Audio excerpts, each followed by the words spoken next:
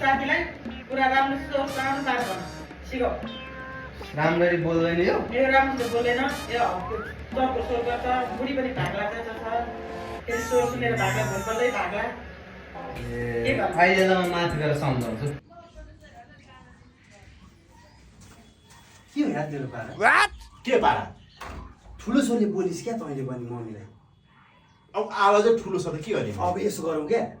कस्तो के गरौँ? भयो थाहा छ के भयो? मेरो पनि घरमा एकचोटि कति कराएको भन्नुहुन्छ क्या त्यो भएर अब हामी चाहिँ बिस्तारै बोलिदिउँ मम्मीलाई कहाँ पारिदिउँ न कसरी पार्ने त्यही त कसरी पार्ने यसरी क्या अबदेखि हामी बिस्तारै बिकु भन्दा तैँले हजुर भन्ने अनि मम्मीले नि यो गर्न छोरा भन्नु भने हुन्छ मम्मी भन्ने हामी कसरी बोल्छौँ ठिकै बोल्दिए जस्तो लाग्छ ठिक छ त्यसै प्र्याक्टिस गर्छु म चाहिँ ट्राई गर्छु है ल के भने रे हजुर हजुर बिकु हजुर त्यो पानी देऊ न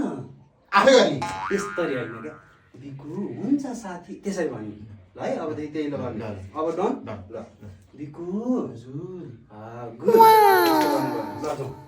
हैट मम्मीले गाली गरिसक्नु भयो कस्तो के गर्छ